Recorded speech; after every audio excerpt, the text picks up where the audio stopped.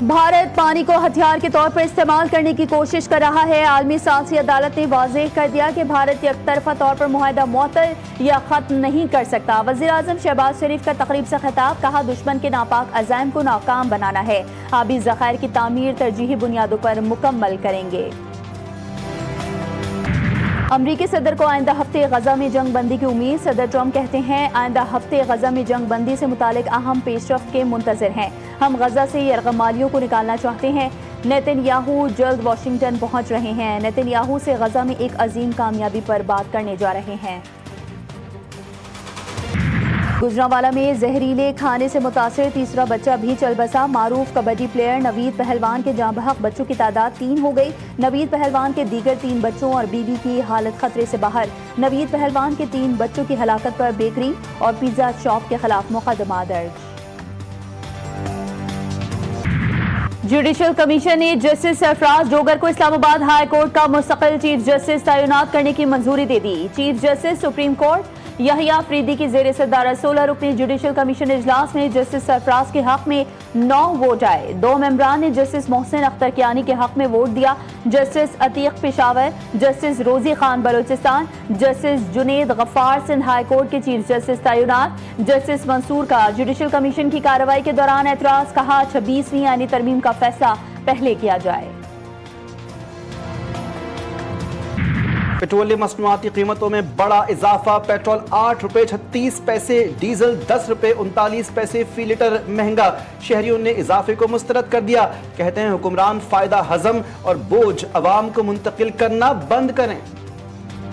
وہ بیٹھے ہوئے ہیں سیٹوں پہ، حکمران ان کو کیا لگے، انہوں نے کون سا پلے سے پیٹرول ڈلوانا ہے؟ سر کیا یہ حکومت کا تو نوے بازی ہو گئی ہے، 1 روپے کم کر کے 10 روپے بڑھا دیتی ہے۔ حکمران کا کیا ہو جاتا ہے، وہ مہنگی گاڑیوں میں ہوتے ہیں، ان کا سرکاری پیٹرول ہوتا ہے، ان کو کوئی پریشانی نہیں ہے، پریشانی غریب عوام کے لیے ہے۔ تنخواہوں میں 10%، سرکاری ملازمین کی تنخواہوں میں 10% اضافہ کیا ہے اور پینشنز میں 7% اضافہ کیا ہے، اور یہ مہنگائی کی شرح سے زیادہ اضافہ ہے۔ اسی کے ساتھ ہم نے تنخواہ دار طبقے کی ٹیکس ریٹس میں بھی کمی کی ہے، جس سے ہر تنخواہ دار شخص کو ٹیکس میں کمی نظر آئی۔ حکومت کا مہنگائی میں کمی کا دعویٰ، وزیر مملکت برائے خزانہ بلال اظہر کیانی کا کہنا ہے کہ حکومت اقدامات کی بدولت مہنگائی میں کمی آئی ہے۔ حکومت کی معاشی کارکردگی بہتر رہی۔ IMF پروگرام معاشی استحکام کی بنیاد پر بنا۔ زر مبادلہ کے ذخائر مستحکم ہو چکے ہیں۔ چیئرمین FBR راشد لنگڑیال نے کہا چوروں سے قانون کے مطابق نمٹا جائے گا۔ اختیارات کا غلط استعمال کرنے والے کے لیے کوئی معافی نہیں ہے۔ ٹیکس دینے والا سب سے زیادہ قابل عزت ہے۔ ہمارے لیے جو ٹیکس پیئر ہے وہ سب سے امپورٹنٹ ہے۔ جو آدمی ٹیکس دیتا ہے وہی آدمی دراصل ملک کے نظام کو چلانے کے لیے سب سے بڑی کنٹریبیوشن دے رہا ہے۔ ہم نے بہت ساری پچھلے سال اصلاحات کی تھیں FBR کے اندر، ان تمام اصلاحات کا مقصد FBR کے اندر اکاؤنٹیبلٹی بڑھانا ہے۔ پاکستان اسٹاک مارکیٹ میں نیا ریکارڈ، 2400 سے زائد پوائنٹس کا اضافہ۔ 100 انڈیکس ملک کی تاریخ کی بلند ترین سطح پر، انڈیکس پہلی بار 1,28,000 پوائنٹس کا سنگ میل عبور کر گیا۔ وزیر اعظم شہباز شریف کا اطمینان کا اظہار، کہا کہ نیا مالی سال ایک خوشائند پیش رفت کے ساتھ شروع ہوا ہے جو ملک کی معیشت اور حکومتی پالیسیوں پر سرمایہ کاروں کے اعتماد کا ثبوت ہے۔ گزشتہ مالی سال میں معاشی پالیسیوں کی بدولت معیشت نے مثبت ریکوری دکھائی۔ پاور ڈویژن نے بجلی کے بلوں میں PTV فیس ختم کرنے کا مراسلہ جاری کر دیا۔ وزیر اعظم کے احکامات کی روشنی میں PTV لائسنس فیس فوری ختم کی جائے۔ PTV لائسنس فیس بجلی کے اگلے بلوں میں چارج نہیں کی جائے۔ تمام بجلی تقسیم کار کمپنیاں فوری طور پر اس مراسلے پر عمل کریں۔ بجلی کی قیمتوں میں 1 روپے 15 پیسے فی یونٹ کمی کا امکان۔ نیپرا میں حکومت کی درخواست پر عوامی سماعت، چیئرمین نیپرا کی سربراہی میں سماعت مکمل، فیصلہ محفوظ۔ پاور ڈویژن ٹیم نے نیپرا کو بریفنگ دی۔ پشاور ہائی کورٹ نے صوبائی اسمبلی کی مخصوص نشستوں پر منتخب ممبران کو حلف لینے سے روک دیا۔ پاکستان تحریک انصاف پارلیمنٹیرین کی درخواست پر الیکشن کمیشن کو نوٹس جاری۔ آئندہ سماعت تک ممبران سے حلف نہ لینے کا حکم۔